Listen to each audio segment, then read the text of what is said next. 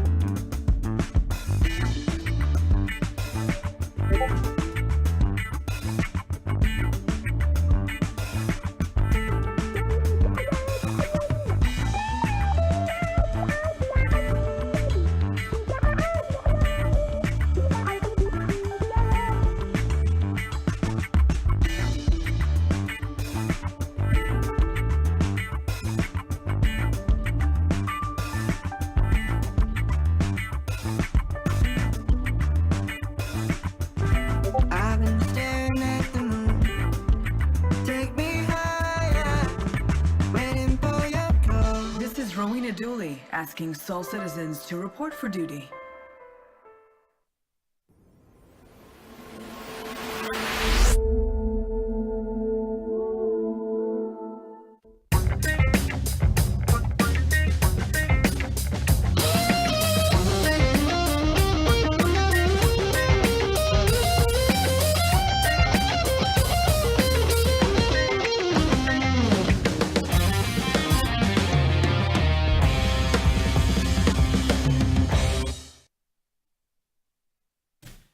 Hey, greetings everybody. Welcome back to Soul Voices. I'm GriffinGamingRPG, and we are back. Today is July the 20th, and we're so happy to be back with you guys.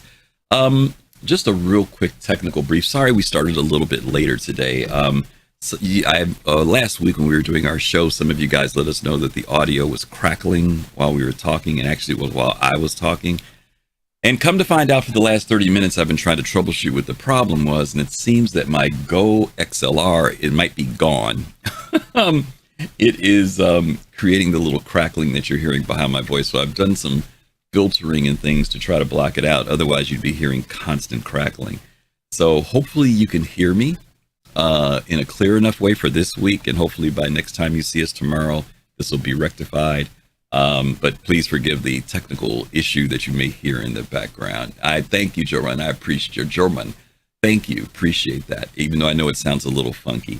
But yeah, this might be another investment time. Too bad I missed it for Amazon Prime days, but hopefully you guys will hear me okay today. Anyway, thank you guys for being here today. 07 New Soul, how are you guys? Prisoner, good to see you as well. Pops in Space. Let's see who else is there. Attack Cat, hey, what's up? Good to see you. And Red Bear, thank you. Yes, SC, it's Unplayable. Yeah, today's show, the title is Unplayable Now.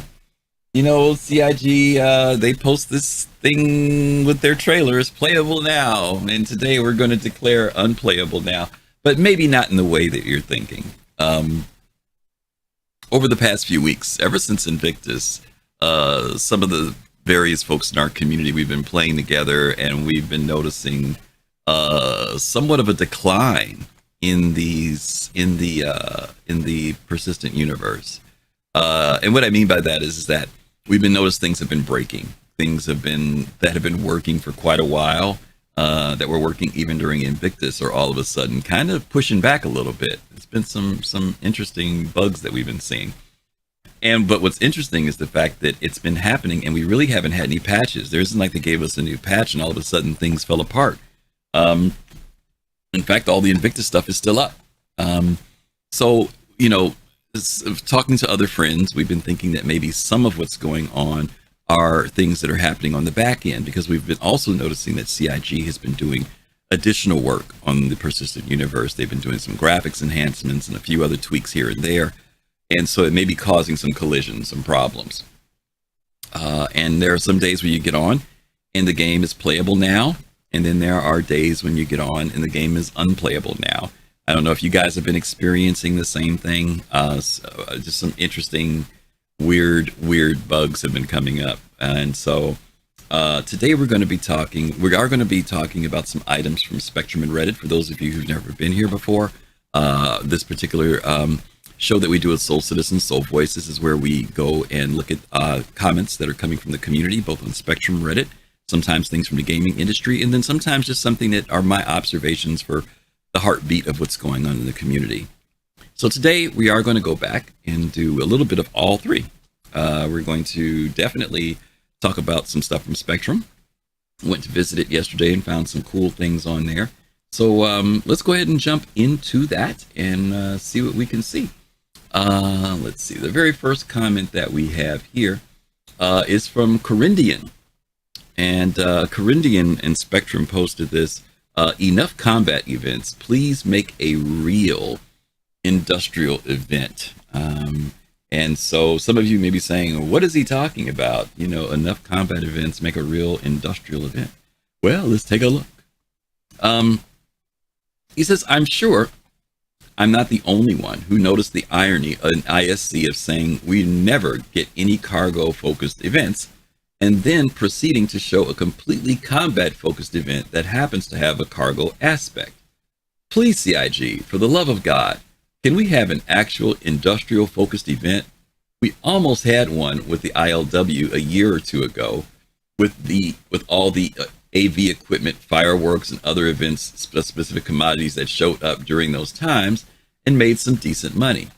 This is not complex, and you don't need to make it some crazy epic thing. Just make a commodity that is worth good money, that is needed in a high amount in a particular area, and let players do the rest.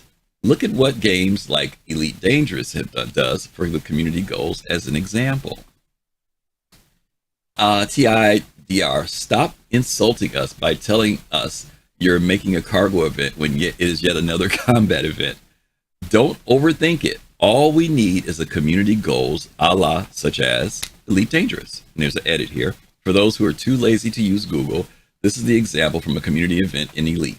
Deliver X quantity of this commodity to this location over this time period, and top contributors get a rover skin or some special component.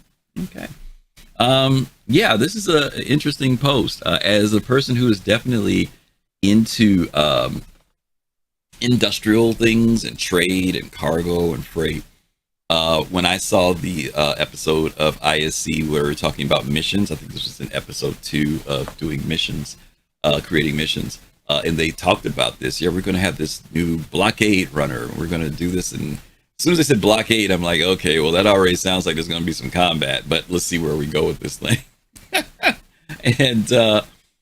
And then it became, yeah, there is a cargo aspect to it of, securing some cargo, but then you've got to fight to get it delivered and fight to make it in. And, well, it's interesting, right? And so I guess for this title of Unplayable Now, here's something that maybe these people who were looking forward to doing some stuff in the game feel that it's still unplayable for them. They've got these freelancer maxes, or they've got their Crusader C1, or they've got their Caterpillar, and they're ready to go out and do some stuff. But, here we are again, finding ourselves still combat mostly. It seems like that's what will be in the event, even though there is some delivery aspect to it. So anyway, we're going to open up. You guys, there's a link that will pop in. You guys can come in and give me your thoughts, particularly if you are a non-combatant. We did a show just recently about non-combat work. Let me know your thoughts. Do you think that CIG is a little combat heavy? Do you think they're starting to swing it the other way? Have you been disappointed because maybe you've been patiently waiting and it seems like no matter what you do, you're always having to draw your gun or draw a weapon? So we got Pops in space here. Let's bring Pops in and we'll kick off the show with him today. Hey, Pops, how are you? I'm fine. How are you today? I'm doing good. Good. I think this is basically another step in preparing us to think. Mm-hmm. To think about cargo is not just going to be, let me pick up. I mean, it's going to be from pick up from A to B to C or whatever it is. But the likelihood of us running into trouble is what they're trying to let us know, so that maybe you in a group, you need to have escorts, which is a little bit different than unless you've done it yourself on your own, but it may be a little bit different aspect of cargo to think about the dangers, not just go pick it up and drop it off. Do you remember the missions that he was talking about a couple of years ago?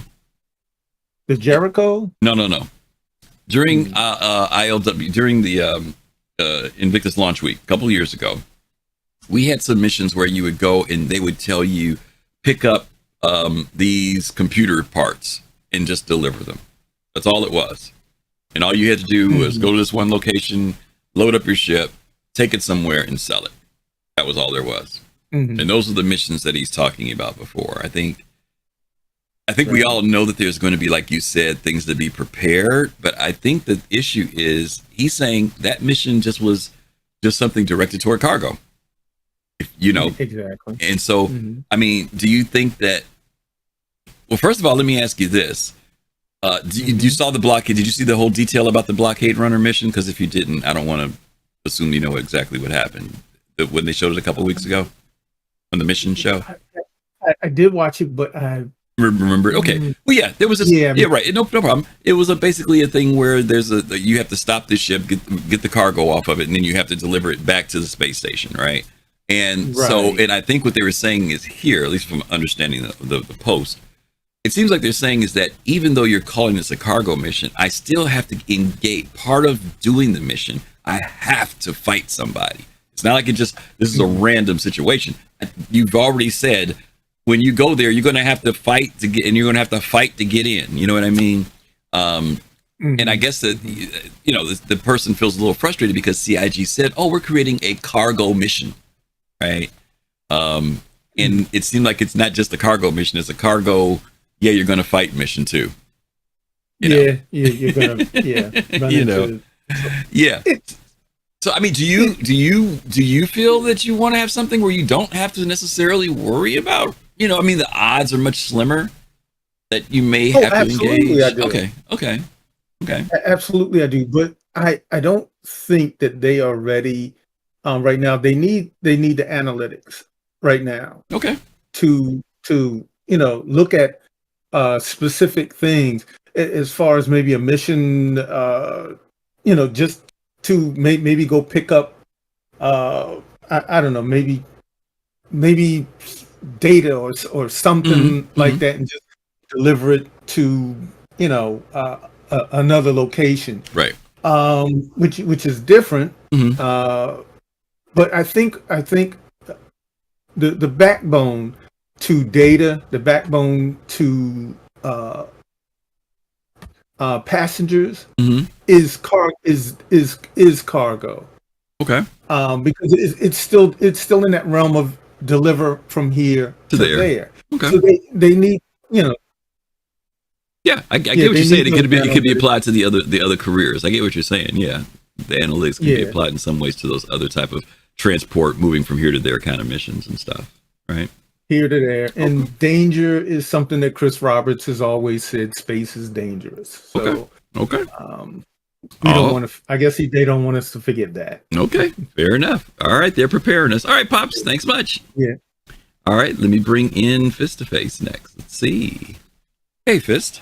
Hey, Griff, how you doing? All right. So my take on it is that to kind of piggyback off of Pops' last statement, I think we have to kind of think about these missions as far as what system are we in. And what I mean is obviously we're in Stanton right now. In Stanton, just like a while back, if I remember, I forget who said it, but Stanton is kind of a middle of the road, where it's like it's not lawless, but it's obviously you have piracy there. So the laws are not as strict as if you were in Terra. So I get it that a person who just wants to have, just a box mission or whatever mission to just pick up something, go here, go there. That's cool. I get it. That will be there. But what I think they're trying to test out is for things that are more complex, that have more layers to them. Okay. Because that's what's going to really give them the data that they need from a stress test. Okay. You know, when stuff is booming and exploding, people are chasing folks down and boxes flying everywhere. But what all about of these but what objects and about all people? of that What stuff. about people who don't want all that? What happens to them? It seems like everything. This is what this person is saying. Everything CIG churns out has combat in it. I'll give you another example, Fist. When I used to play Eve, I went to play Eve. I actually played Eve because Eve in their campaign, their advertising campaign said, be what you want to be in the universe. If you want to be an entrepreneur, if you want to be a miner, if you want to be a whatever, right? So I go into the game thinking that, okay, well, I like doing trade and stuff. I'm going to go in and do that. Okay. So I get in and I start playing the game. Mm-hmm. And what I found was that 80%, no, not 80, I'm not going to exaggerate. 70% of my mental capacity was going toward how do I defend myself and how do I fight. It wasn't going toward my mining ship. It wasn't going toward my salvage ship. It was going toward, I got to always be ready to some knucklehead who's going to come after me out here. That I didn't come to the game for that. Not that I didn't come to the game to understand that I would have to maybe defend myself, but I found that so much of my energy was outfitting my ship to protect myself more than it was outfitting my ship to become more productive, to make more money or anything else. So that turned me off after a while in Eve, because what I found was no matter what I did in Eve, there was no going someplace like we can in Star Citizen. You can go on a planet and go look at the stars and hang out. I mean, in Eve, you got to be like, you got to have an eye in the back of your head, even if you're just going through a jump gate. You know what I'm saying? So this person got upset because when CIG, and it was because of their statement. Their statement was, we've created a cargo mission, parentheses, that also entails combat, in parentheses. And they're saying, when are you just going to give us something that's just, it doesn't have to have, if it's going to have combat, let that be organic. You've built combat into this. Why not make it organic? And if combat happens, it happens. But you're building combat into it and then saying it's a combat. It's a cargo. And maybe no matter what mission they call it, you know, that's what's going to be. They're going to always build combat into it. And again, we're testing. I give you that. We are testing. So I don't take anything away from what you and Pop said. I get it. We are trying to figure out things, and they're trying to figure out things. It's not permanent. But I think that some of us, one of my buddies who said when the distribution centers came out, they showed us the distribution center, remember, and they had the one guy who went in shooting. Then you had the other guy who went in just to go get a box and carry it out. Most of the people who go in the distribution center go in there, you got to get shot. You know, where's those missions where you just go and deliver your stuff and you can leave and go out? You know what I'm saying? So I think that's what this person is trying to say. Don't label it a cargo mission. And then show us basically what is a combat mission. And a blockade mission is that. I hate to say it. A blockade mission is, there's no way you're going to go through a blockade not having combat, right? That's what it is, right? I mean, somebody's preventing you from going somewhere, right? Right. Then I will agree with wording. Then you can say, then I could agree that CIG is made a mishaps or misstep on wording something that, you know what I mean? I mean, now, again, like we said again in the beginning, those missions, I believe, are probably fairly easy to construct for them to do, because, you know, all you're doing is going from A to B, and there's no variables that can really stress test the system. Right. You know, because you have to think about it, like you said, in Terra, that's a high security section. You're not going to play around in that section. So I'm quite sure those missions are going to be allocated there, you know, where you're just going to chop off one thing to another, you know, whereas you're in Pyro, because we have to also think about where we're going, where they're going as far as the systems. So they're going into Pyro. So what do we have in Pyro? We have a lawless, I guess you could say, a lawless system to a degree, right? So anything can happen. out there. Mm-hmm. Now I get it, like you said, you mentioned, I'll be brief. You said organically, and yeah, I would like to see that happen too. Mm-hmm. But how many times does that really happen? That's another thing you take. But that's another thing you take analytics on. How many times does it happen? Right. If you don't create those scenarios to get the analytics, well, how do we know how long, right? So I agree. Don't get me wrong. Let me say this, and thank you for saying that, because I want to say this too. Players, including myself, and this, I'm not saying this person's doing this, but sometimes when we're asking for something, we're asking for a feature of gameplay that would satisfy what we're looking for from the game, when this is still about testing. And maybe this isn't the time for that. I understand the desire because we've been wanting it for so long and we feel like we're waiting. But I think that's just like the person who could say, why didn't you make this a black market mission? I want to do that. You know what I mean? Or why didn't you make this a drug running mission? Everybody's going to have their thing of what they want to see CIG produce so that they can do what they want to do in the game. I'm sympathetic to this only because I understand how this person felt. Because when I heard we're creating a cargo mission, I was like, oh, great. This is going to be emphasis on cargo. Yeah, no, I did too. Cargo was just a part of what we've been doing. You know what I mean? For the last 8 years, right? I agree. Yeah. I thought cargo was going to be revamped, and it is. It is right. They're moving toward it. Like what we saw. Go to distribution, grab your stuff, load it up, whatever. Right. And that's what I envisioned. Yeah. Now, if them adding elements into the combat, I said, okay, I get it. I understand what they're doing. Yeah. I get it. Yeah. Okay. All right. Appreciate you stopping in, brother, as always. Thank you. All right. Good old face to face. Let me bring in, look who's here. Are the one and the only Captain Serious Fun. How are you, buddy? Where's that voice? He unmuted his mic, but there's no voice. He might be having an audio issue. I'll leave him in here to see if he can get it rectified. He'll speak. I'm sympathetic to this. But again, when I heard blockade mission, based on how I know about blockade stuff, I kind of figured it was automatically going to have some type of combat to it.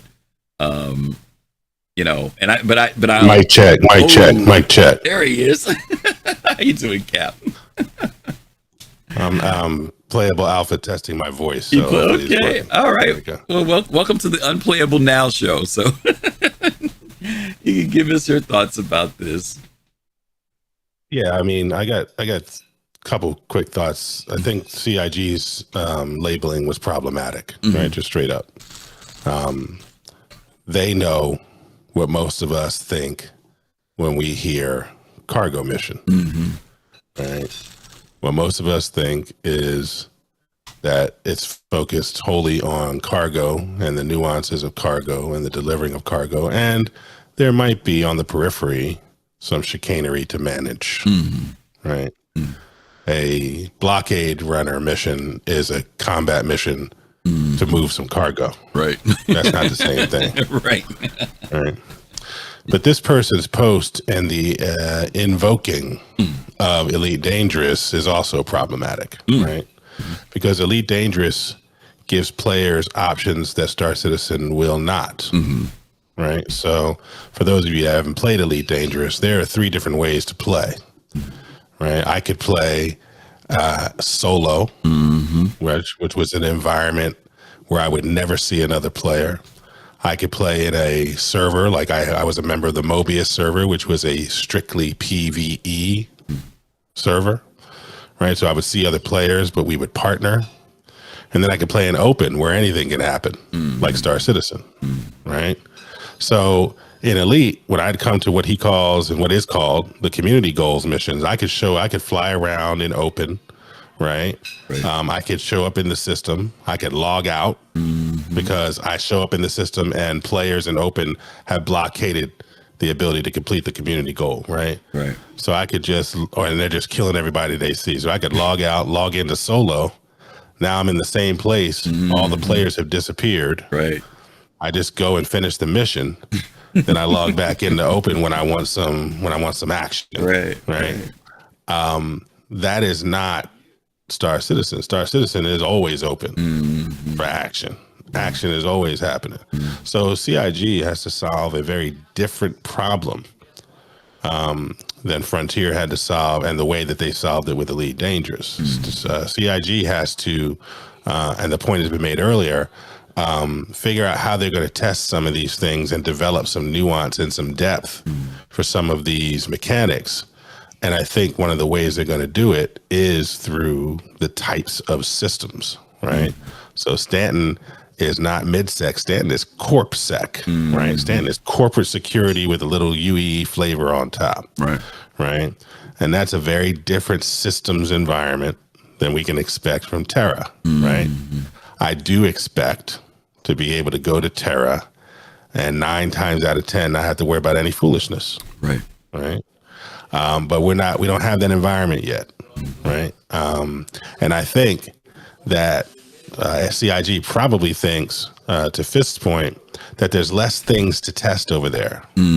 Ultimately, I hope they are disabused of that notion, right? Because actually, when you're testing high security, you're going to have people who really, particularly folks who are committed to making people suffer PvP.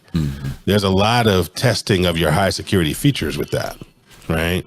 There's also a lot of depth. You don't want to bore people who are in high sec. So what's the depth and the nuance to the gameplay mechanics? There's lots of stuff to test. Right. So I hope they don't think that. But to invoke Elite Dangerous is a little bit of a red herring, because Elite Dangerous allows you to go right around players if you need to. You don't have to worry about no foolishness, because I can go right to solo mode and get everything done, right? Especially if they're trolling, right? So the last thing I'll say is that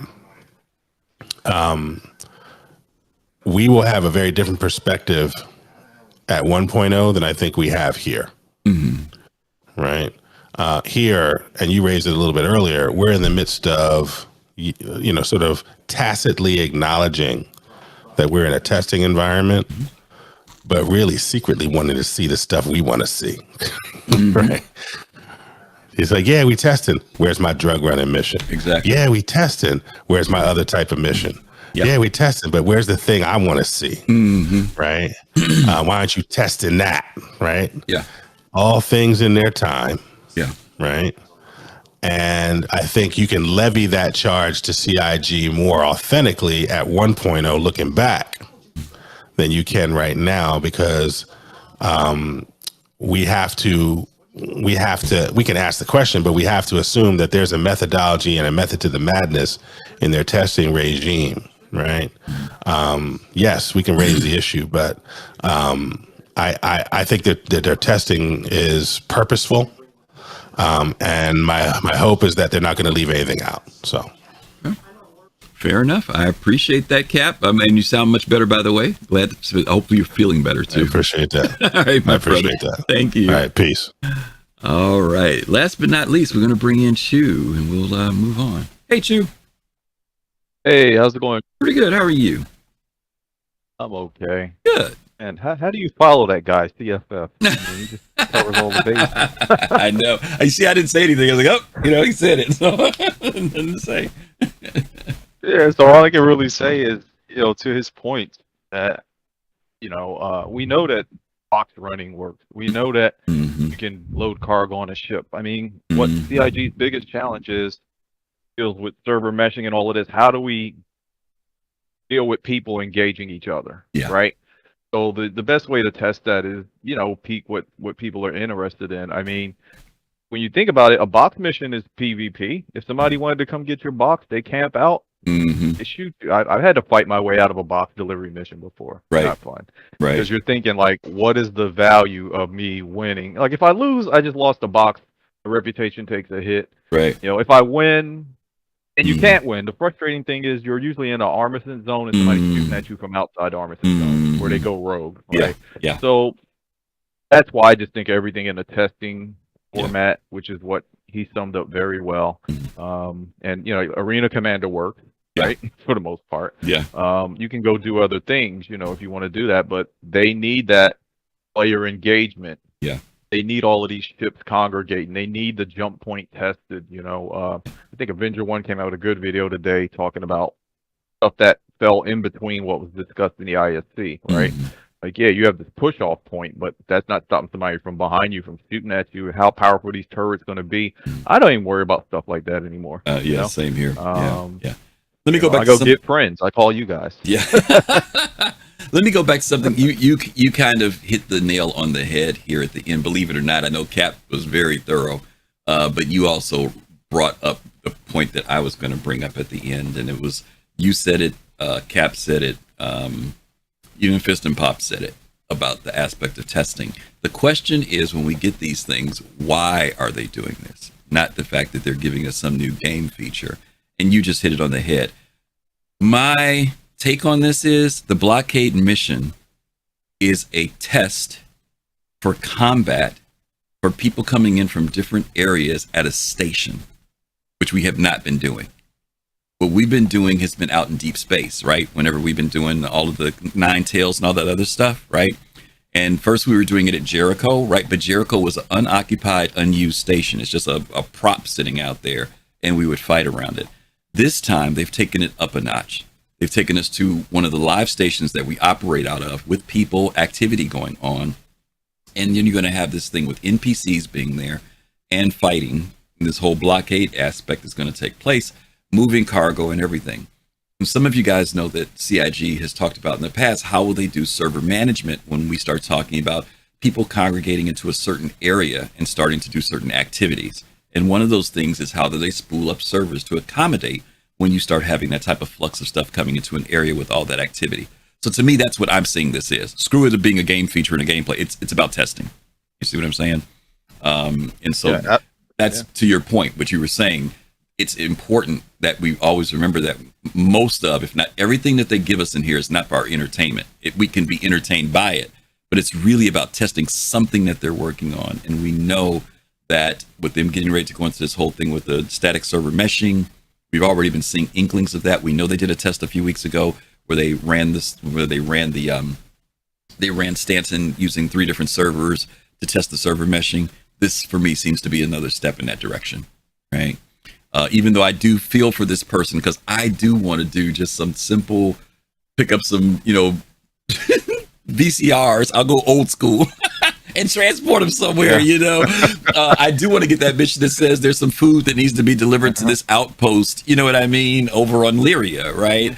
Just something that's straightforward, which some people will find completely boring and another group of people will find very exciting, right? To have just to relax and do something. But again, it's all about testing. You hit it on the head in the end. That's exactly what it is. Yeah. And to that point, how would you feel if you were bringing those VCRs in and there's some player? Just think back to Xeno Threat, what happened at the Pyro station. It turned on everybody. They couldn't sort out who was friendly. So they do need more testing on a station. How does it determine to defend itself? Yeah, so, absolutely. Okay. Thank you, Chew. Appreciate it. All right, good stuff. All right, gang, we knocked out the first one. Hope everybody's doing well. Thank you guys again for joining us today. I'm GriffinGamingRPG. As I've stated at the beginning of the show, I know you guys might be hearing a little bit of a static. I found out that my Go XLR, I think, is on its last gasping breath. I pulled everything from it, and no matter what I plug in or disconnect, it goes when I talk. So I'm using some filters to block that out, which you can probably hear, but hopefully you can hear me clearly enough that it's not too distracting. So let's go ahead and jump into our second piece here. Again, today's title for the show, for those of you who are here, it's called Unplayable Now. And this was on Reddit. It was a very simple post, nothing but a video visual, and I'm going to show it to you guys right now. But in league with our title, Unplayable Now, you could just watch this. Train's coming in, and the train's still coming in, and the train's still coming in, and the train kept going. And the train is back, and it's backing up a little bit. And we can maybe get on the train? No, it won't. Can't get in there. Maybe we can get in there. There we go. We got in the train. The tram. Yeah, I think that's it. Oh, boom! Look at that. Murdered by the train. Can you believe that? So earlier when we started the show, I made a comment saying that after Invictus, we started noticing the decline of things in the server, and things have been kind of getting wonky. As you guys know, the trams at Hurston have been around forever, right? I mean, they've been around forever. And yes, I know they get buggy, and I remember they were acting up a little bit during Invictus, but we're just noticing all these things that have been historically running fairly reliably are starting to act crazy. And so this is kind of a moment right now where you guys can come in and talk about maybe stuff that you've seen that's not working well in the game recently. Some stuff that is just not, that's been working reliably for you. I know for me, I was in the hangar one day and I got, what happened? I think I was in the hangar and then all of a sudden I had to clear the hangar because I heard the garage doors. I heard the hangar doors opening up and I'm like, oh my God, somebody's getting ready to come in here, So I jump off the ship to see what's going on. And lo and behold, my ship disappears, right? And then I turn around and then the hangar doors go boom and they close. Nobody came in, nobody left, nobody was outside. That happened to me twice all of a sudden. I was on a mission doing some stuff with a couple of friends a couple of weeks ago. We did an 890 jump mission and one guy, we tried to bring him out with a tractor beam and he up and disappeared, but he was still there at the 890. 890 mission's been pretty reliable. And all of a sudden, I get there and guy's with me and he goes through the portal and he disappears when he goes on the 890. I don't see him. I can see the 890, but I don't see him. Then I go through 890 and then I go through and I can see him, so that gave me like, man, are they making the 890 mission its own server? Because, they talked about that possibly, right? Making the big ships where they're their own independent server. So we know they're doing stuff, right? We know that there's something weird going on in the background. And it's funny because people say, oh, there's nothing going on with the game. Well, yeah, with the game there isn't, but there is stuff going on. And my question to you is, have you guys observed anything in the game recently? I know there's a little bit of fatigue because everybody's waiting on 324, but some of you guys have been playing the game recently, and you guys have been noticing that certain things aren't off. So my question for you on this one is, when the game gets like this, when it becomes unplayable, do you feel inspired to still go in and do stuff? Do you still try to do stuff? Do you rage quit? Do you say, forget this, I'll wait till the patch comes out? Or do you just kind of, take a spin at it and say, well, let's see? Because I will tell you this, in the midst of these crazy bugs that have been going on, there have been some nights when I've gone on and everything ran perfectly smooth, partially because a lot of people aren't on, but they've run perfect. They ran fine. I had great gameplay during that session. And then there's another day I get on and things are really, really wonky. And this isn't the normal thing. I'm talking about it's really different, at least to me. It seems like it's really weird as we're leading up to 3.24. So let me bring Fist in and see what he has to say. And by the way, don't forget you guys can click on the link and come in and join. I'd love to hear your thoughts, your comments. This show is about the community, not just about me. Really want to hear from you guys. Fist, you there? Hey, what's up, Griff? Yes, sir. To answer your question, do I stick around and try to test things out and weather the storm? No, I don't. I ain't got the patience for it anymore. Okay. I don't.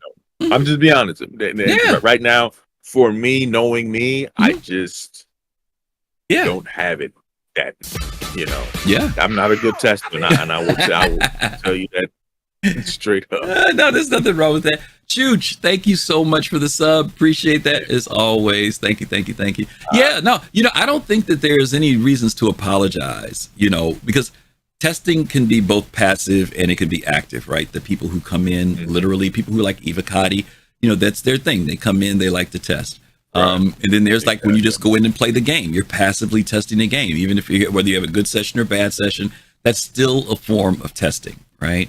When we go to the PTU, another stage of testing, preview channel, the tech preview rather, they're all different. And some people levels of what they want to do. Sometimes people go in for curiosity, right? Some people go in and they really want to go in and see what's going on. It's buggy. Sometimes once their curiosity is satisfied, they leave. Some of them, they still stay with it, right? Because it's the latest patch and they really want to do the stuff, right? And they push through it. And I know you said, well, you like I said, I don't think you have a reason to apologize. Let me ask you this. You said, I just don't do it anymore. Is that just because fatigue? or just Yes. okay? I just know me. Okay. And I've learned to know me. So I've learned to know when my tolerance is getting to that point where I have to say, all right, okay, because I love the game so much. Right. Better to leave than be frustrated. It's exactly. It's better to let something be, to say, all right, let me let it cook. Yeah. Let me let them cook. Yeah. Okay. That's wise words. Y'all, I hope y'all write that down. Listen to what Fitz is saying. Let it cook. Thanks, buddy. That's good stuff. All right, let's bring in Pops in space. Hey, Pops. Hey, Griff. Yes, sir. Got killed by the train recently? Yeah, no, Okay. I haven't. But Griff, can you do me a favor? Sure. Can you make that static noise for me again? That sound? Yeah, there you go. Thank you. I appreciate that. Appreciate it. Mm-hmm. Okay. I get, it's like my son. I get frustrated and I leave. Mm-hmm. But I want to say this. There's different types of people. There's evocati, which my hat goes off to them. Mm-hmm. They test things at that state where it just, my brain would explode. Mm-hmm. I don't think I'd be able to do that. Yeah. But then you have your content creators. Mm-hmm. They play the game, basically continue whatever their schedule is, maybe 2-3 times a week. Some do it every day. Mm-hmm. And, so CIG takes advantage. Now, advantage might not be the best word, but I don't mean advantage in a negative way.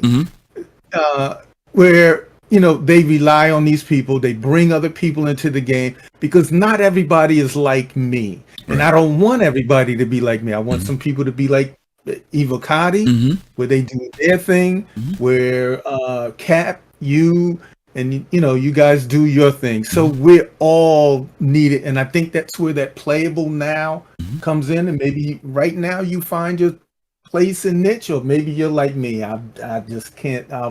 I'll wait till it's at a particular point, come in and test it, and come back later on. Okay. So let me ask you a question, Pops. For average, when a patch comes out, do you have like an average time that you usually play the game? Do you play it to your, like, are you going to say, well, I'll just play it to like entire, or would you say like, I usually play for about a week or 2 or a month? What do you think your average is when a patch comes out?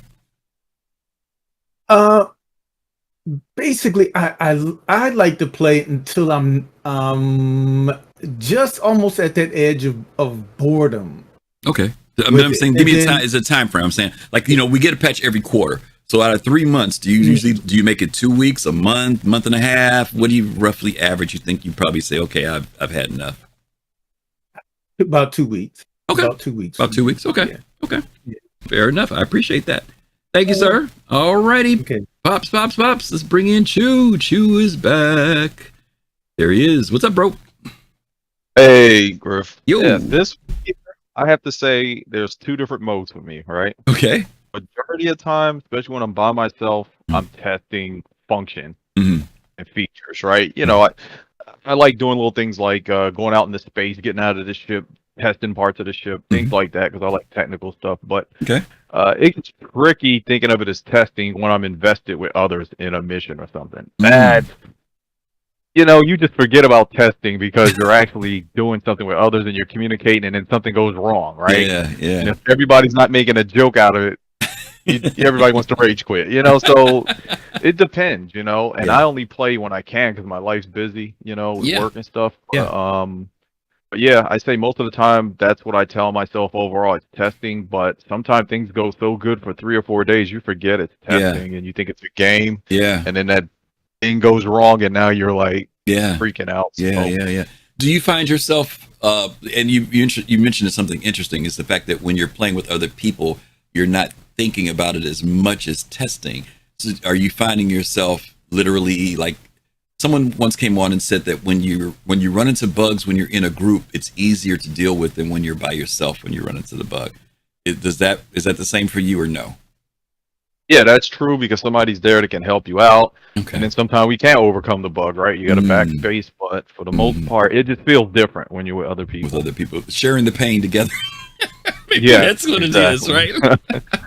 But that night, y'all came and picked me up. I had my my MSR, I was out rock mining, Yeah. and you came out and helped me, stuff Yeah. like that you couldn't overcome. You start really feeling like it's a game. Yeah. Literally testing. Yeah. Right? Yeah. Those times when you actually start to see it kind of come together, you get glimpses, right? Every once in a while of, okay, I see where they're trying to do with this thing, Okay. Yeah. All right. Thank you, brother. Appreciate it. All right. Last but not least, the one and the only. Haven't heard from him in a little while. Admiral Kusanagi. Hey, Admiral. Whoa. Hey guys, hey sir. There he is. Hear me? Yeah, we can hear you. You in the car? There it is. Hear me now? Yep. Are you in the car? Yes, I am. But Guess okay. I got a background. There's something in the background going. That's why I'm asking. Okay. I just killed Twitch. Oh, okay. You hear me now? Yep, I can hear you now. Hear me now? Yes, we can hear you now. Maybe he can't hear us. Oh wait a minute. All right, so I got you this way. Okay, you can hear me now. Oh god, I hope the cop doesn't see me hold this to my ear. So yeah, I play. Just so everybody knows, I play like when you guys, when people want to play, Yeah. you have a lot of people and do an event. Yeah. I don't really do a lot of solo stuff now because it just kind of gets on you from time to time. And I did hear a couple other questions, so I'll just throw it out there. So actually, I forgot what those questions were. But I usually wait for after a patch comes out to the TU. I don't play the PTU. I do wait like a week to see if they need to do like a hot fix or something like that, because again, it gets frustrating after a while, and I'm really not at that level anymore where I'm just gonna like put up with it. I guess kind of like sad, but I mean, it's still an amazing looking game, and I'm still looking forward to everything that's coming. Certainly the new.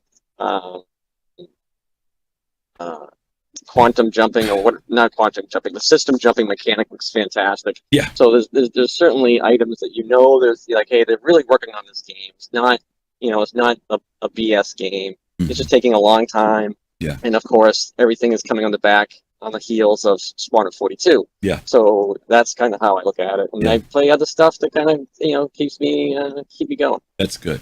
I think you mentioned some good things here, Admiral. One of the things I want to tell everybody is don't feel a certain kind of way because you're feeling a certain kind of way. I think that the expectation for anybody to keep coming to this game year after year after year after year and feeling the same strong desire and excitement to do things, to test, to jump in on the latest patch is not healthy. I don't think it's a good thing. One of the things that's interesting is that the way this development is structured, it's structured so that the weight of development does not fall on everybody. So for those of you who may have been in here 4, 5, 6, 7 years, and maybe you start to feel a little crispy around the edges and burnt out, well, guess what? There are some people who just came in within the last year, 6 months, 2 years, who have that same energy that we had 7 years ago. And they have kind of picked up that mantle to go in and give numbers. And so we may be, instead of like where we would go in and play like from when the patch came out to the next patch came out, because we were just here all the time, maybe now you're only here like for the first 3 weeks, and then after that you're off to do something else. But I guarantee you there are other people who've come on who are now the ones who will stay in there for 5 weeks, 6 weeks, 8 weeks, all the way up to 12 weeks in, So I think that that's part of both the insanity and the genius of how this thing is structured, so that they can get the information and numbers that they need. They don't have to force you to go into the PTU now. Before, it used to always feel like it was kind of certain forced times, or they had to come up with these different gimmicks to get you in, but we haven't been seeing that anymore. So I think it's good that we step back a little bit, and don't feel, I don't want to say obligated, but don't feel bad. If you put in a little time and that was it, fine. There's other people. 3 years ago, we were like under 3 million people, accounts. So we were like 2 million and something, but we're at 5 million accounts now. That's twice the amount of people over the last 3 to 4 years. And a lot of those people are willing to put in that time because they're not crispy. They're not burnt around the edges yet, so.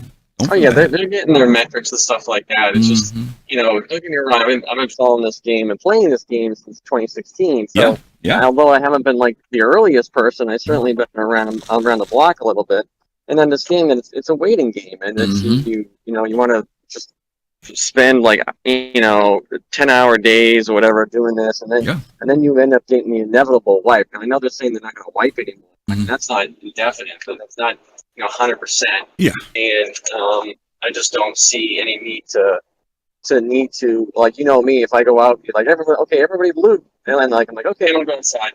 Everybody's like looting, like doing a bunker mission. I'm like looking around, like look at a magazine, I'll replace what I had, and that's literally how I play. Yeah, I literally go down there with an X amount of magazines, and I leave with the same amount going out, and that's all I do. Yeah, like I don't like I'm not picking up anybody's crap. I'm like I don't want this shit. I just wanna like go to the next mission, right? Like, go do whatever. Right. So. It's a nice looking car over there. So yeah, that's how I play. And that's fine. I think that's more than fine. All right, put your phone down. We don't want you to get in trouble out there, okay? Thanks, Admiral. All right, thank you, Admiral. Yeah, I mean, everybody's going to have their different ways of approaching the game right now. So like I said, don't feel bad. Don't feel bad, okay? All right, so that's it on that one. Let's get ready to take a quick break before we do our final question for the day. Today's going to be a little bit shorter show, thank God, because 2-hour shows are too long. And besides, we want to be able to get over so you guys can see Paul's show in a little bit. So let's take a quick break, and then we're going to come back and watch a little bit of video. It's going to take us a few minutes on this next part. So that's the other reason why we're only going to do 3 today. So we will be right back. See you in a minute. Almost over. You funny. All right, everybody. Thank you guys, as always, for being here. If you are seeing me, that means you're probably a subscriber. So thank you for your support, your financial support. Thank you for being here with us. We are at our follower list of 2,988. We've been holding at that number almost since the beginning of this month. We want to cross that $3,000 line. So you guys, I'm going to ask that you guys would let your friends know, let folks know about Soul Citizens. Tomorrow's going to be our show on the economy. So that'll be a great conversation. So you guys can let people know to come check us out. If you're not a follower of our Twitch, if you're a subscriber, you probably are, but make sure you've got the follow button pushed. It's because we obviously want to cross that $3,000 line. Not that it does anything big, but it's just nice to see it rounded out at 3,000. But we appreciate you guys for all your support and the time that you guys give us to be here with us on Saturdays, Thursdays, and Sundays. And that's it. Okay, so we're going to go back to everybody else. Let's see. Okay, we are back. Thank you guys for being here once again. I'm GriffinGamingRPG, and this is Soul Voices, our show where we talk about items from Spectrum, Reddit, the gaming industry, and just anything to do with the Star Citizen community. It's our one-on-one show where you get to come in and talk with me and share your thoughts with the community. So don't forget to click on the link to come in. We love having folks come in and appreciate everybody who comes in and shares their thoughts on our topics. What was I going to say? Oh, I was just sharing with our subscribers that we are at 2,988 followers. If you are not a follower of the Soul Citizens, we are asking for you to support us by clicking on that follow button. We want you to be able to follow us. We want to cross that 3,000 mark for this month. Doesn't mean anything financially for us. It just means it's a nice round number. But we've been looking at 2,988 for the past 2 weeks, and I would love to see that number reach 3,000. So you're probably already a follower, but if not, let other folks know about the Soul Citizens channel on Twitch. Okay, let's get ready to watch this final little video. Usually I don't do this too often, but I'm going to do it today because this video had left several impressions on me. And a lot of times we see some really good ISCs. Recently, they've been putting out some really good ones. I love the one they did on server meshing. But this one was dealing with the jump points. And so if you haven't watched the ISC from Thursday, you get to see it now. If you have seen it, seeing it a second time, trust me, will be helpful. Because I really want to know what you guys think about this thing with jump points and where CIG is going now. Maybe you can predict what you think CIG is about to do. So let's watch this video and then we'll talk about it. A jump point connects 2 points, disparate spaces in the physical space. So basically you go through an opening on one side, you travel through a sort of a tunnel, and then you pop out somewhere else in space. Jump points are naturally occurring. The first discovery of a jump point was actually by accident. It was a cargo ship that had a leaky quantum drive, basically triggered the first opening of the jump point. It accidentally slipped inside and then disappeared, and they found it several years later when Nick Croshaw, who basically was the first one who discovered that the leaking quantum engine was the cause of triggering this rip in time-space to basically open up. And so he basically kind of solidified the knowledge to be able to replicate it consistently. There's been a lot of information shared over the years. A lot of it has changed as we've learned and had new ideas. So here's a primer on the first jump point we're building today. By some of the people that are currently building it. And what you see and hear is super work in progress. So welcome to Inside Star Citizen Intro to Jump Points.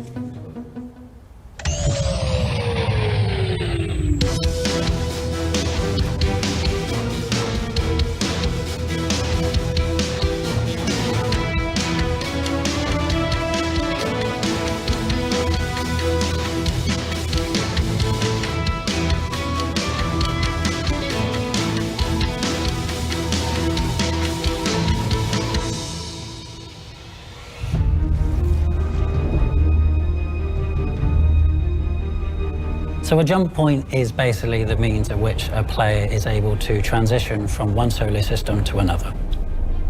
There are two different jump point experiences, permanent and transient. The permanent jump points are the ones that are the most stable, and they are always available for the player to travel through. It's the well-trafficked, well-traveled route that most people will go through. Which you find on the star map. The ones that you would like, say, transition from Stanton to Pyro, Pyro to Stanton. Since they're stable and generally larger and easier to travel, there are infrastructure built up around them to support the commerce that goes through them on a regular basis. So we made a creative decision to remove the circular gates that we were doing in some of the concept art before. It just didn't match the reality of how we wanted to set these up in the world. They're supposed to be naturally occurring. And if you have like this infrastructure around it making this circular jump gate, then that's not showing like how it actually functions in the world. We've lost this sort of size restriction when it comes to permanent jump points. So the main jump points that lead from system to system will accept any size ship. Transient jump points are more ethereal. First you have to find them, and once you've found them, you don't know where they go. We like to call in the narrative team the Swiss cheese approach to jump points, which are smaller access points to the main tunnel. Those will still be restricted by small, medium, and large. So basically it opens up opportunities for smaller ships to kind of sneak their way through. A transient jump point may only be able to use once. It may be a little bit more permanent, but you can never tell how long does it last once you find it. If people are looking to avoid scrutiny, we'll look for these sort of side routes to get into the jump point to bypass, security or customs or stuff like that. In 4.0, our first and only jump point will be the one linking Stanton to Pyro and Pyro to Stanton. Maybe the best way to share this design is simply to walk you through the whole thing. So we leave Lorville, we put it onto our star map, and we set our course for the Stanton to Pyro jump point. QT there. And then upon arrival, you will fly down to the gateway station that's located there, because you're going to want to make sure that you're stocked up for your trip into Pyro, because Pyro may well not have the things that you're used to in Stanton. You probably want to pick up some ammo, and you want to pick up some more fuel, probably some more fuses, and then after that, undock, and then turn yourself to view the jump point. The jump points will be visible from far distance. It probably will appear as a small star kind of a thing that just pulses and asks you to come near me.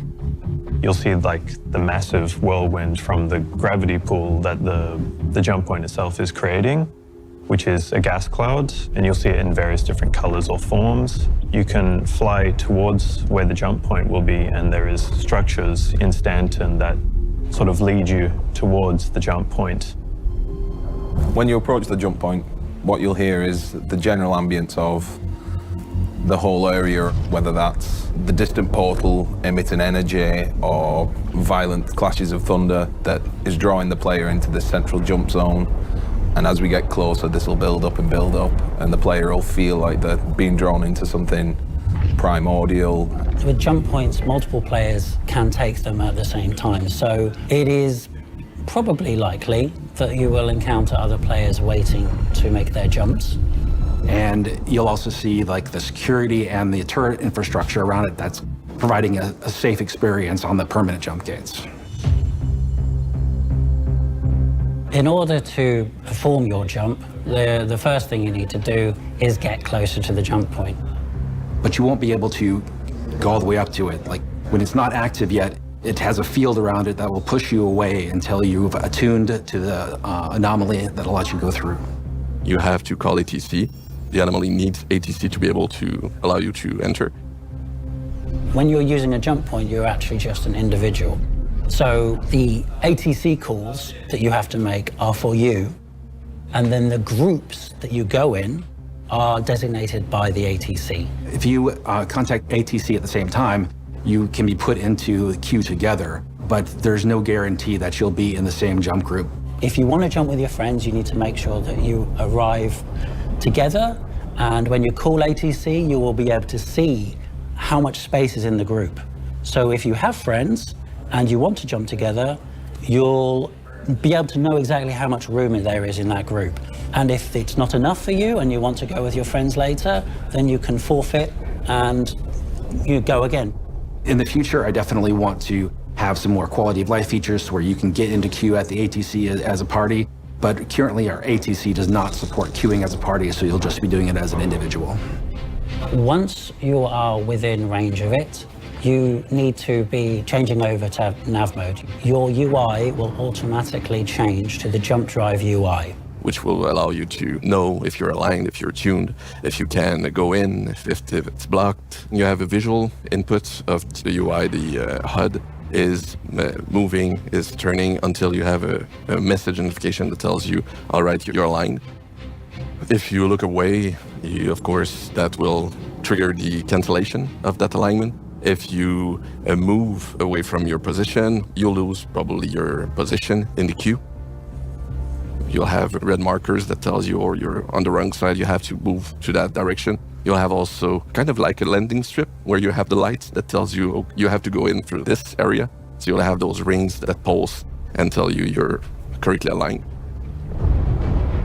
So as soon as the ATC has gotten to your group and you're now able to use the jump gate, your jump drive will start attuning to the gate. And once you have authorization and you have opened the wormhole, you'll have the tuning visual that's really similar to the aligning, but with tuning messages that tells you what you need to do. And once that's done, you'll have tuning access and you'll be ready to go inside. While your ship is attuning, you'll see rippling in the anomaly. And as soon as you are attuned, then you can fire a burst of quantum energy into the portal that will rip it open, and you'll have a gate in space that allows you to see the tunnel beyond and travel to your new star system. When it opens, you'll hear the space around the jump point being ripped apart and everything being drawn into it. A really guttural, swirling sound of all the space around the jump point being dragged into this one singularity. During this drawing process, the ships are drawn in automatically. You don't have to control anything. You don't have to do anything. There is, in fact, nothing you can do that would stop you being drawn in. So the plan right now is if there's any obstructions in front of you when you're trying to attune to the gate, that'll break your attunement. So if somebody gets in your way while you're trying to attune, your attunement will pause until that obstruction has gone away. However, if anybody gets too close to the jump gate and they're not attuned, then they're going to get pushed away, which should clear the area for anybody who's trying to get through. So for the people who want to block a jump point, we are actually considering our options as to how to prevent that from happening. When you cross the threshold, you'll hear an instantaneous whip of the ship being pulled in and the changing of atmosphere between deep space and this singularity that you're being dragged into. Once you're in the tunnel, your ship will be flying at a set speed that's determined by the flow of energy through the tunnel. You'll hear the space around you flying past you at a great pace, like a really long cosmic drain pipe. And you don't have any control of how fast you're going. You'll speed up in the straights and slow down in the corners to a certain degree, but you still have to navigate. The tunnel itself is something else. It needs a lot of technical and graphical things that needs to happen. We've got flickering lights, some type of ethereal type of particle effect to show you type of the direction we're flowing. We also have fog effects, and this idea that you're always moving towards a strong, bright light in the distance. The idea we're going off so far is that we're working on the bending of light. You'll see impressions of the exterior, the location you've just come from, and also hints at the way you're going to. The walls of the tunnel type of curving the space-time around you, and eventually as you travel through the tunnel, that distortion will move away from the initial system you started in and then blend slowly towards the new system you end up in. We can kind of do anything we want because it's an enclosed space, so we're doing things like, on the rendering side, we're taking the sunlight, which we don't normally need when you're in an enclosed space, and we're reusing the sunlight, all the tech that goes behind that with high-res shadow maps and these type of things and directional occlusion, and then reusing that using that to create a flickering, pulsating effect in the tunnel. And we can take a lot of shortcuts and do a lot of cool things that aren't really possible in the rest of the game because we have this totally enclosed and bespoke play space. You will not see two-lane traffic inside the jump tunnel itself. In the jump tunnel, you'll see the ships ahead of you, and if you look behind, you'll be able to see ships that are in range behind you, but you won't see traffic going the other direction. Why do you hate fun? It's not that I hate fun, it's that I want everybody to have a good experience in this tunnel, and if there's other ships that you can collide with, we want to avoid that kind of situation. The players' ships, when they're traveling in the tunnel, are going to be in a line. So it's going to be, the term that we use internally is ducks in a row. So one ship behind another ship behind another ship. There'll be some obstructions in some of the tunnels which you have to dodge around.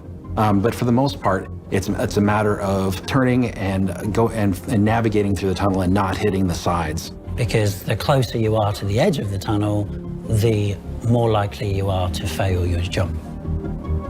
The edges of those tunnels and those obstructions cause distortion damage to your ship. There's a pool on your jump drive, and if this pool fills with distortion, then your jump drive will shut down. If your jump drive does shut down, then you're going to fail that jump. You get booted out of the tunnel, and there's a number of places in the system where you could end up based on like how long you've been in the tunnel. You could end up back in Stanton, or you could be in Pyro, but you're not going to be at where you wanted to be. You're going to be at the edge of the system somewhere and have to find your way back.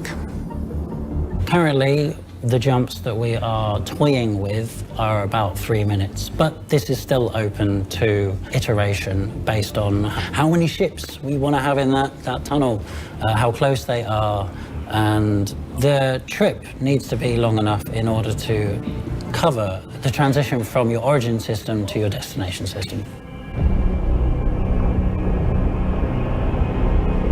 When you are arriving via a jump point, you will realize that you aren't actually coming through the same entryway that you would have been passing through to go to the next system.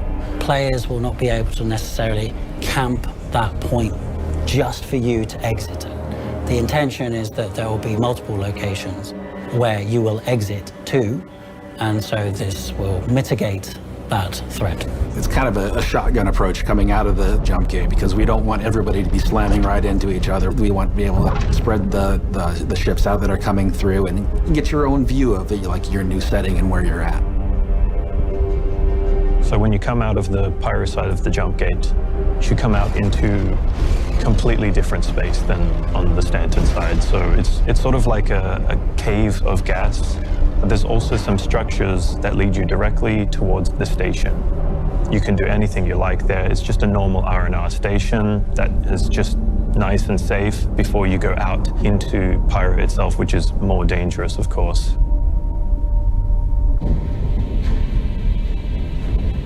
We've already shown on the tech preview that you can enter a jump gate and come out the other side, and we've got the ability to transfer servers. We've got that working even better than we ever thought we could at the beginning. We want to make the experience of going through the tunnel as seamless as possible. We don't want it to be super hard, but we want it to be engaging. We're going to save the challenging experience, the super hard acrobatics for the transient gates when we get to them.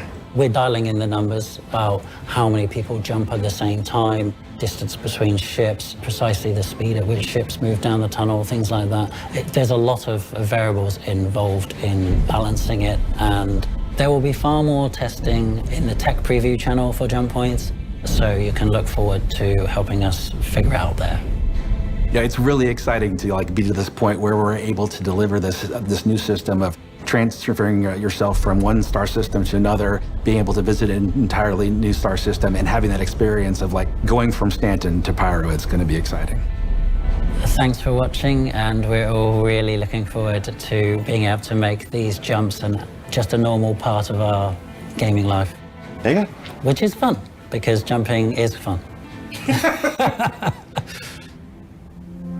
So what did we learn this week? Well, hopefully a whole heck of a lot about the first jump point that's currently in development and scheduled to make its way into Star Citizen Alpha 4.0 in just the next few months.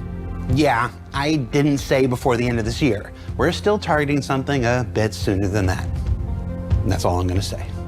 And while jump points are a major milestone for the development of this game, before we let you go this week, I'd like to talk to you about a different kind of milestone unique to the program that you're watching now. ISC began in April of 2019, and since then, we've managed to tell a variety of different stories about more aspects of game development than you're probably likely to find anywhere else. That's 200 episodes so far, including the one that you're watching right now, with no plans to stop or slow down in the future. But this journey didn't start in 2019. That's because ISC is only the latest form of a program that's nearly as old as our project. Before then, we were proud to bring you Around the Verse, the talk show at the end of the universe, first created by Ben Lesnick and Sandy Roberts and hosted by an entire cavalcade of CIG developers filling in here and there, with segments that sometimes spawned into their own series like Bug Smashers, Lore Maker's Guide to the Galaxy, Ship Shape, and more.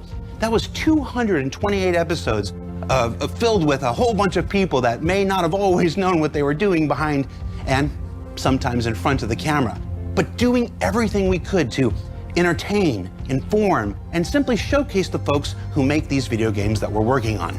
But even they built their legacy on our first weekly behind-the-scenes talk show created by Eric Peterson and Michael Moreland called Wingman's Hangar, with Hangar with 2 A's.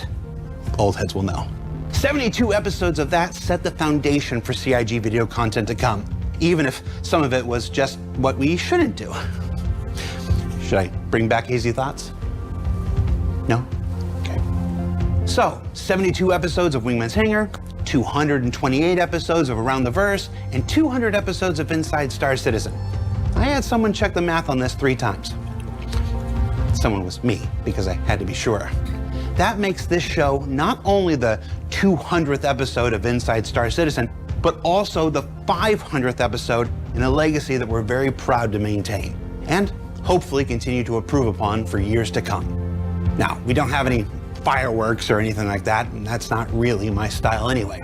Instead, I wanted to pay tribute to the 680 people that have worked on or participated in or otherwise made one of these 500 episodes possible. And no, that's also too many to sing about. So instead, we spent the last 3 months going through every record and video we've made in order to ensure that we didn't miss anyone. But before we play our first 500 episodes credit roll, just let me thank the one group of people that aren't listed. No, not you. Move. Yeah, there you are, there you are. You've allowed us to tell stories of game development for 500 episodes now. And that's not even counting all the other programs over the years. You do this each and every week by responding to what we share. And as Dave Kaplan said just 2 weeks ago on this very program, that engagement and feedback is truly what keeps many of us going, and I'm certainly no exception. So thank you once again. Thank you for letting us share the people and process of game development with you. And we'll see you all here next week. And maybe the start of another 500.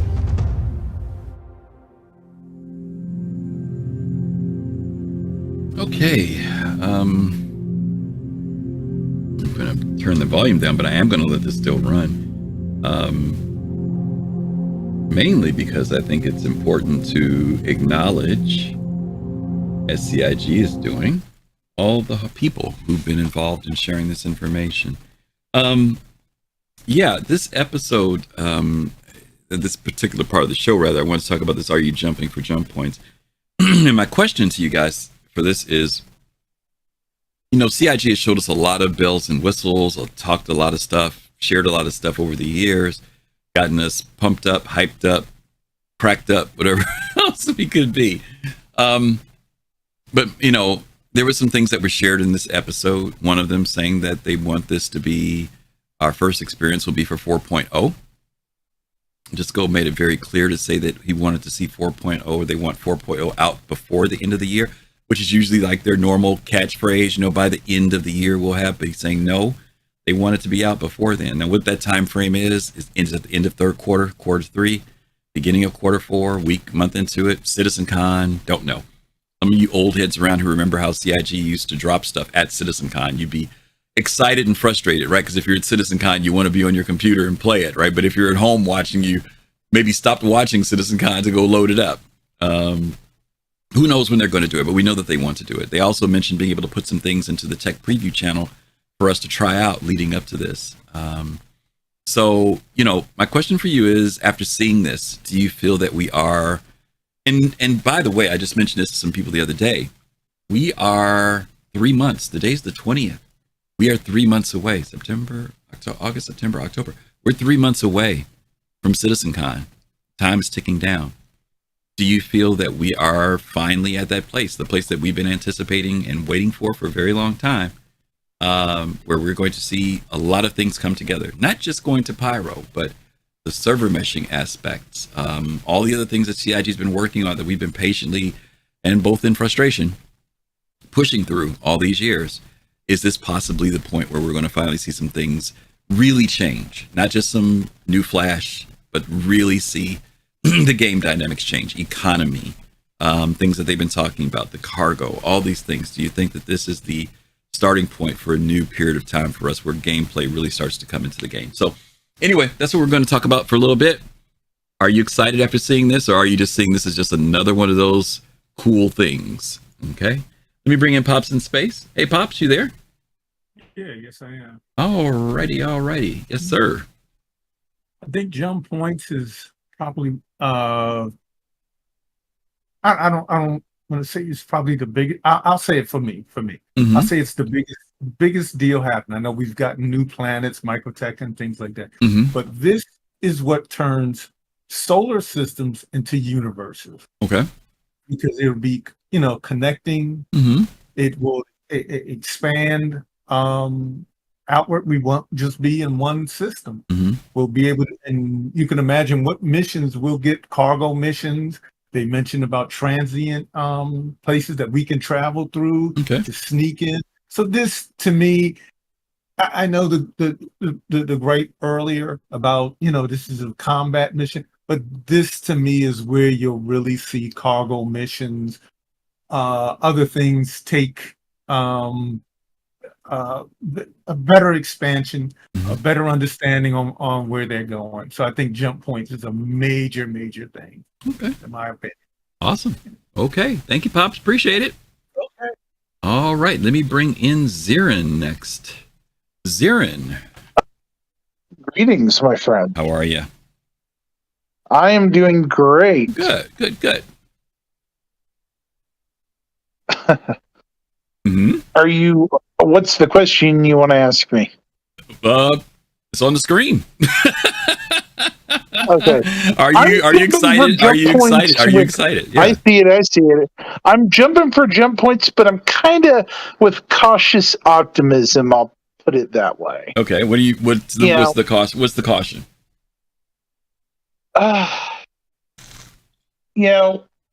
The Swiss cheese approach has both its benefits and its negatives. Okay. I mean, the transient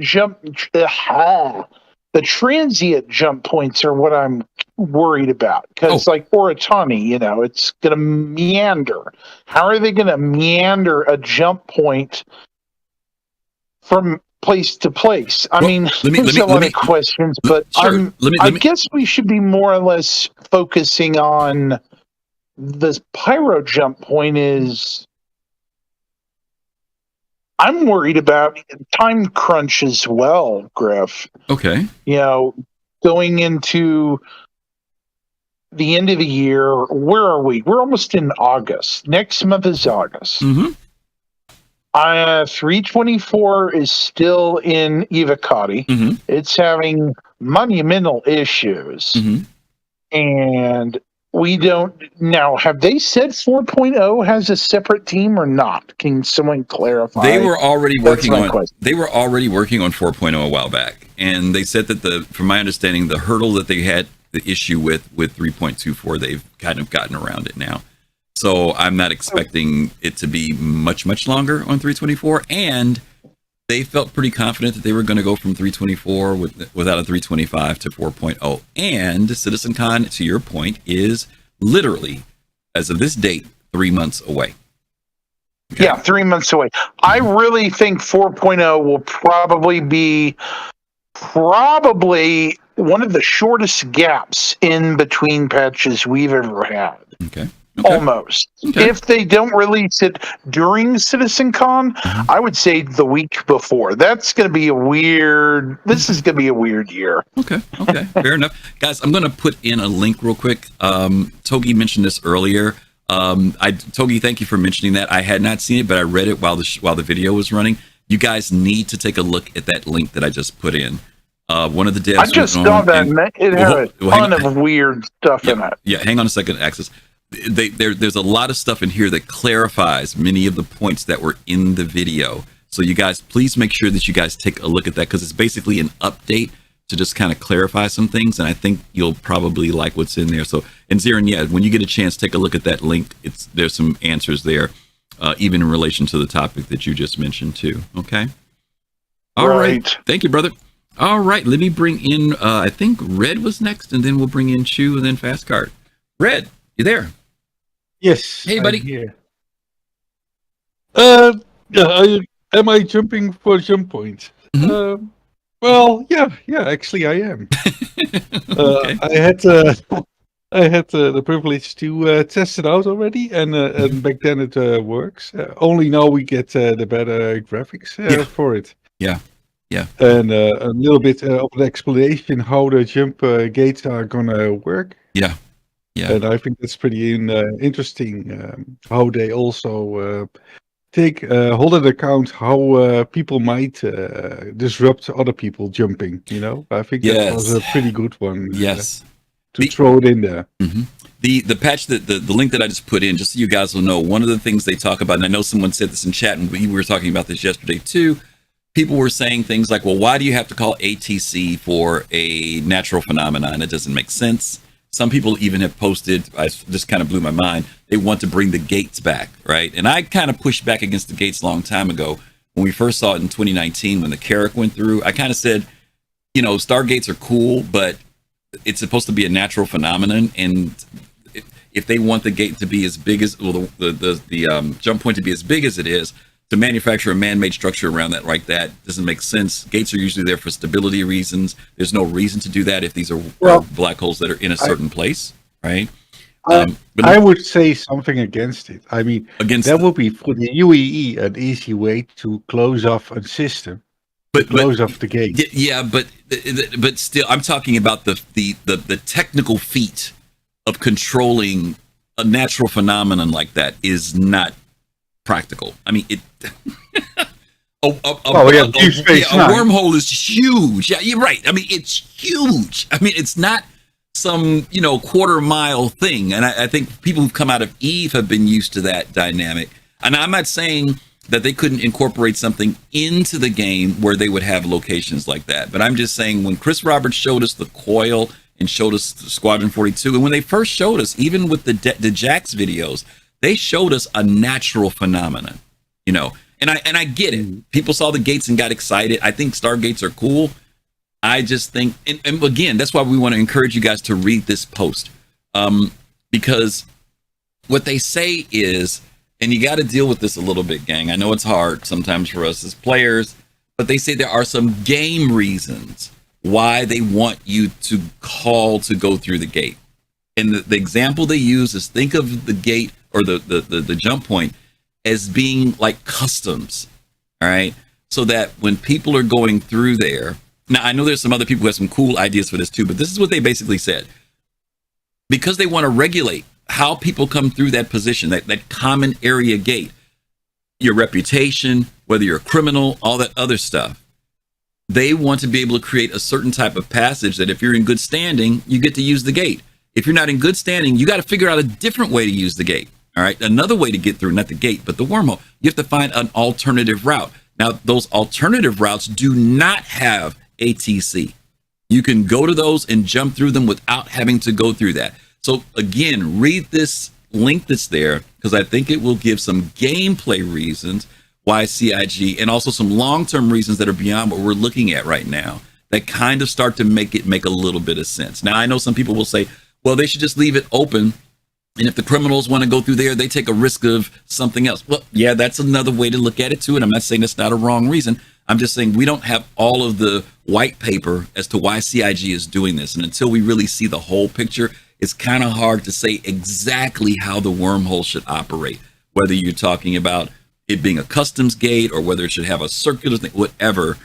This is first iteration. This is tier 0 of what we're getting. And to Red's point, many of the Evocati people who tested this out talked about the fact that it did work. They also identified what the problems were. It seems like CIG, one of the big ones was going through the gate and coming out on the other side and slamming into somebody. I always thought when you went through a wormhole, you shouldn't be coming right behind somebody anyway because of the randomness of going through it. So CIG has now made it, as you guys saw in the video, where you'll come out in different locations, minimizing the possibility of someone having a collision. But it's still tier 0, gang. Still tier 0, you know? And I want to say thank you to people like him and other folks who did do all this testing, because, you know, when they went through it, they didn't see all these pretty visuals. They saw nothing but a freaking gray box. That was not a pleasant sight. Yeah, it didn't look good. The mechanics were there, but it wasn't like an exciting thing for them to. And I think you guys had to just go back and forth, right? That was what you guys had to do. They didn't. They didn't have any big instruction manual. They had to figure out about the bumping into the gate and whether the thing was pushing them through. They had to figure all that out. Yeah. But their testing helped CIG pull this together.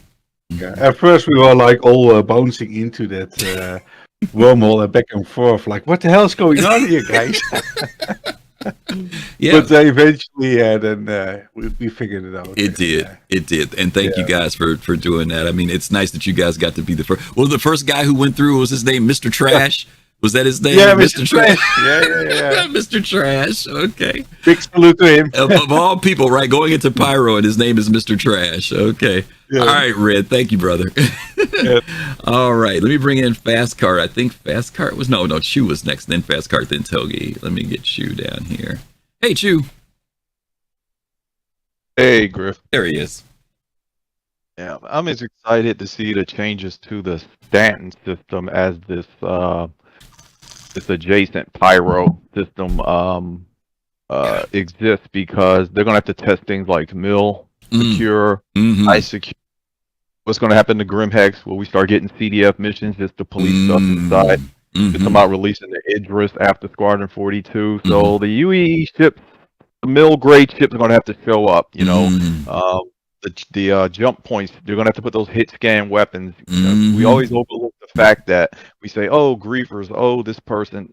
Well, there's two different classes of hardware. There's what we get, the civilian stuff, and then there's this overpowered stuff that the NPCs are going to be controlling unless you hijack it here and there. And you can bet, like, if you look at the old lore story of the Carrack that they had a kill order on, nobody knew why, but now they chased them to the ends of the earth and destroyed them. You know, I would hate to be that player that, you know, pissed the UE off that bad, you know, that when I enter stand and everyone's after me. So I'm excited for that type of stuff. Yeah, absolutely. Being tested, you know, high secure and all of that stuff being tested. Now that you have two systems, people can flee back to this other system. But, you know, when you get into Stanton, you know, it'll be like total war on you. You know? Good point. All right, Chew. Thank you, brother. Captain Serious Fun, I'm going to bring Fast Car in. Captain Serious Fun, I think you raised a good question. We were talking about this the other day. He says, what's going to happen on the Pyro side? No UEE law, but Pyro gang order to provide jump order, I guess, feels a little weird. Here's what I've been thinking. I've been thinking about the same thing, Cap, and this is what I'm thinking. If like anybody else, I was having a conversation with Fist the other day. I was talking to him about what happens when you fly from one location to another, that you have to do a flight plan, right? You have to say how much fuel, how much time, what are going to be the things I have to encounter, what happens when I get there. Let's say you're on the pyro side, because everything we saw today seems like it was from the Stanton side. But if you're on the pyro side, if you have a bad reputation and you know that the wormhole that you're going to go through on the other side, you're coming out in UEE space. That means don't use that wormhole. That means you use one of the alternate entrances and come out someplace else. Because if you go through the main wormhole, you're going to come out on that other side. And what we saw in the video, I don't know if this is true, guys, but I'm just saying this is what I can envision. If you remember, on that other side, there were turret cannons sitting there for when you get ready to go through the gate. And Cap, this is what I'm thinking might happen. Just like we talked about in Elite Dangerous. If you come through that bad fella and you got bad reputation or you're a criminal, one shot, boom, get blown up right till you come through the gate, which says that I cannot use that wormhole. I got to go through another route. I got to come out someplace else, an alternate exit, just like there's the alternate entrance on that other side. Because if I use that main portal, I'm going to be subject to whatever's on the other side. Now, mind you, if there's nothing on the other side, then fine. Now they didn't talk about whether there's an ATC call on the other side. Maybe that station that's on the other side is a station that's run by a gang, like you said, and maybe that gang is the one that is the police for that particular gate, coming through. So maybe that'd be another factor too. If you want to come over there, are you in good standing? I mean, they said it's a neutral gate, so maybe it's just something, I don't know. We'll have to see, right? I mean, it's exciting to find out, but they're going to have to come up with something. I agree with you for going through those gates from the other side. The UEE side, we kind of see how that works, but what happens when it's non-UEE? Or let's just say both of them are non-UEE. They're out in the outer rim. Who are we calling to go through? Anyway, we'll have to see. Fastcard, you there? Yeah, I'm here. Yeah. Yeah, I wouldn't say I'm jumping for jump points, but I'm happy that people who may want to be combat focused will have someplace to go other than they maybe they'll leave us alone, or maybe I'm too optimistic about that. But we'll see about that. So I'm jumping about that. Let me ask you a question. People who are like more industrial focused. Well, let me ask you a question. That's an interesting observation. I've heard other people say this. Here's my question to you. Why do people go to Pyro? Exploration, combat, look around. I don't know. So you don't think trade? You don't think trade, freight, cargo, salvage, any of those other reasons they go to Pyro? There will be. But that'd be more for people who have logistics and stuff like that worked out. Okay. So my point is that a lot of people seem to think that whenever you want to go to Pyro, it's about to go fight. And I'm saying, I don't think that's necessarily the case. I think that there's danger there, but I think that if you're going to make money someplace in a system that doesn't have natural resources, that needs everything from medicine to raw materials to whatever, if you're going to make your money, that's a reason to go to that system. Stanton is not. Stanton is actually the system that has everything. Pyro is the system that needs stuff. So to me, it doesn't make a difference whether you're a combatant or whether you're a person. Now, mind you may not be doing no Genesis Starliner tours, but I think that those other gameplay factors are going to make people start to say, I can make a little more money if I go to Pyro. And Pyro is a really big system. In fact, it's 3 times bigger than Stanton. And my odds are that if I go there, I can actually mine safer there, or I can do gaseous cloud stuff safer there than I can in Stanton. I think there's a time limit on. What? Oh, I'm sorry. I think there's a time limit on how safe the person may be. Like it's a ticking time bomb. Like you may be safe for a little bit, but if you spend too long there, eventually something's going to happen. In my opinion. Well, but you know what? If you talk to ETH players will tell you that they were safer. You know this, out in the outer rim. You had less encounters out there than you did in mid-sec and high-sec. Because there were more people. I was always in high sec and I always got blown up. Oh, yeah, that's what I'm saying. That's what I'm saying. You're getting blown up in high sec. So all I'm saying is, I'm saying because of the expansiveness of Pyro, people may find that the risk is there. I agree with you 100%. The longer you hang out, the more the odds start to swing. Eventually, you may have some type of encounter. But I'm also saying, because when you start saying how big Stanton is, you say Pyro's 3 times bigger.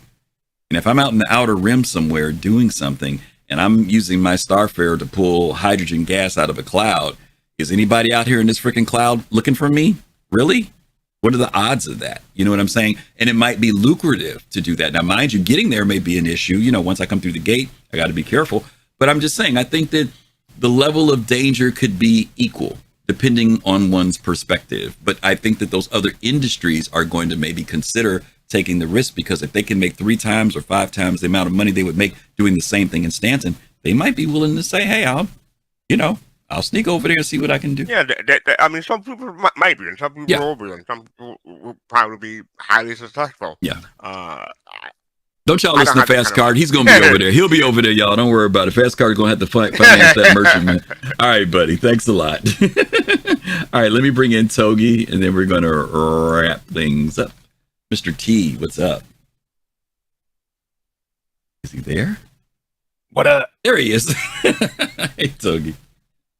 So real quick here to Captain Serious Fun's question, they do tell you in the video what's on the other side of the pyro jump point, and that it is just a normal, safe R&R station. Okay. Yeah, it's not a gang controlled station. It sounds like. Yeah. So, and if Captain wants to look that up, the timestamp would be 14 minutes 30 seconds. So, do you think that the control there will be kind of similar, just calling the ATC? I know. Oh yeah, no, I'm the same type of thing. happy to be here. And they'll come up with some kind of lore justification for it. Yeah. Evil Chuck, thank you so much for that follow. Hey, that's one more follower for us, guys. We're at 2,989 followers now, so don't forget we want to hit that 3,000 mark before the end of the month, gang. If you're not following us, please follow. We'd love to see that 3,000 number pop up. Togi, a lot of you guys already know, and Togi's come on before, one of his interests is piracy. And very happy to be here. Thank you. Thank you to Contro. Thank you for that as well. Thank you for the follow. And I respect Togi because he's very, we joke around and stuff about piracy and everything else, but he's one of those people I can talk to about piracy. And I like his way he thinks about piracy when it comes to the game. And one of the things, Togi, you and I talked about were the options of the fact that CIG did provide other ways to travel, right? Not having to be forced to use the main portal, but there are other ways that can create gameplay for both, lawful and unlawful players, right? As far as the wormhole goes, I keep calling it wormhole, jump point. I'm saying wormhole. Yeah. I think this is one of the best things about this is that we're seeing them look at the lore and look at the original sort of design documentation for jump holes and say, you know what, that really doesn't fit the vision anymore. Let's take another look at this and come up with something that actually works for what the game is now. Yeah. And, the removing of the size tiers, of them controlling the entrance to a system and not the exit, I think is a huge win that is overall good for everyone. Yeah. And I think that, especially for like our group as pirates, we thought this was an awesome change because now basically you can turn Stanton into like a space extraction shooter almost. Because you go in and you try to get the loot, and that's the easy part. Right. Now it's getting back into pyro. Yeah. It's going to be getting chased around by bounty hunters as you're looking for a transitory jump point, or having to go clear your crime stat and smuggle out all those stolen goods through a safe jump point. Like that sounds like it's going to be super fun. Yeah. And guys, I can't wait for it. Yeah, Togi mentions another good point here, which is something that we all have to be open to, and that's not to hold on to the lore or development documents at 100%. I know we like to hold some level of accountability because those are the things that kind of brought us into the game. The question is, when they retcon or change something, does it enhance gameplay, and does it still in some way or other remain down the line of what they're trying to do? So when he mentioned about changing the jump points so that, because remember in the early days, all they talked about were there going to be these different size wormholes, right? These jump points. There'll be small, medium, large, and extra large or capital. And they never did talk about these other entrances. That I don't remember that being in any of the earlier conversations. So people used to buy ships and say, well, I'm going to make sure I have a freelancer because I can get through this wormhole. But then if I've got a Carrack, I got to make sure that I've got to buy the Pisces so that I can do this. They've removed that at the main jump points. The main jump points any ship can go through. But then what they did was still include that dynamic of size ships when it comes to these other entrances. And that does actually control a certain aspect of what type of ships that are going to be passing through. So it makes sense. Pirates, are they going to be freaking flying their freaking Kraken through? No, they're going to be in these other types of ships that they need to be able to do their type of work in, which allows for them to utilize those different size wormholes. It also prevents other types of ships from pursuing them if they decide to go through there too. So there is, even though there's a little bit of retcon here. Yeah, I never even thought of that. That just makes it even better. So even though there's some retcon here, there's some cool stuff here too that they've expanded on, and we have to give CIG latitude. And they may change it again. They may change something and go back. But the fact is, years later, they are still staying fairly true to what the vision is, or the general vision of this is. But they're tweaking it now so that the gameplay can be hopefully even more enhanced than what they mentioned in the first place. Okay. So, all right. So, and Togi, thank you for telling us about that document, because I had not seen that, and it definitely adds good information from the show on Thursday. So thanks for bringing that up. Yeah. Okay. All right. Last but not least, even though Togi was going to be last, I'm going to close it out with Admiral Kusanagi. Admiral. I think he's here. Can you hear me? Yep, we can hear you. Yeah, I think they're fantastic. Mm-hmm. I'm looking for them towards them a lot, really. Mm-hmm. I know right now they're talking about 3 minutes is the time frame to use them, but certainly we've seen things hit us, and then kind of iterative changes and updates, and making things kind of like a little bit longer or more like what CIG wants to have. Yeah. So I could see that being pushed out into maybe, I don't know, what do you think? It should be like 10 minutes for Stanton Pyro? I think it depends on the jumps, right? Because some system jumps are literally like right next to each other, and some are like a little bit further distant out. And 3 minutes is not a lot of time, especially if you have to navigate. You know what I mean? You might be wishing that time frame goes by even faster, because which one of the things I was surprised about, Admiral, I didn't think that they were going to incorporate the if you fly out of it thing at this level. I was really surprised that they actually said that that's going to be in here now. So if people continue to bump against the edge, and if they build up that quantum whatever thing is, and it maxes out, that you get kicked out of the thing. So you don't know. All you know is that you're going to. I'm assuming that the closer you are to Pyro, the more of chances means you're going to get kicked out in Pyro, but you're not going to come out at the jump point. You're going to come out someplace weird, and you don't know, and you've got to figure out, where am I? Am I near any form of a place where I can get fuel?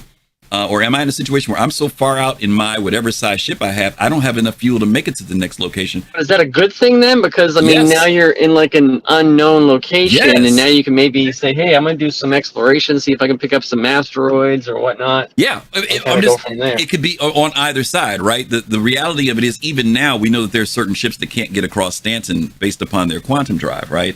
So what this now does is create a situation where now I've got to call for fuel, or I've got to call for a friend, right? If I'm so far away from someplace, I got to calculate, can I get to this place? I got kicked out by the freaking, fifth planet in Pyro, thinking I was going to be closer in. And do I have enough fuel to get somewhere? It does introduce some new gameplay options for people, which also is going to force people to focus on navigation and flying through it, because you get kicked out, but maybe you're kicked out someplace that you got to spend an extra freaking 30 minutes, right? Because I didn't navigate my ship well. To get someplace safe, right? On either side, right? So, I just wonder if you have you got a pilot in there that's say they're okay, and then they're like going left and right and trying to keep it on track, and then but they're doing this for a half hour straight. You need a reserve pilot, because that pilot needs to take a break. Yeah, I don't think that. They come out I need. Oh yeah, I don't think the navigation time. Yeah, I don't think the navigation time is going to get that high, but I think that, to your point, depending on, distance and a few other things, it could last anywhere from 1.5 minutes, 2 minutes to up to 4 minutes, 5 minutes. I think that'll be probably the most of the time. They don't want to make too much time because you still have to travel across a system. And I think that's where the real aspect of when we talk about spending time on a ship is going to be. I don't think the jump points are going to be, we're in here for 20, 30 minutes, and then you still have to get across the system. A minute and a half seems a little fast to me, Griff.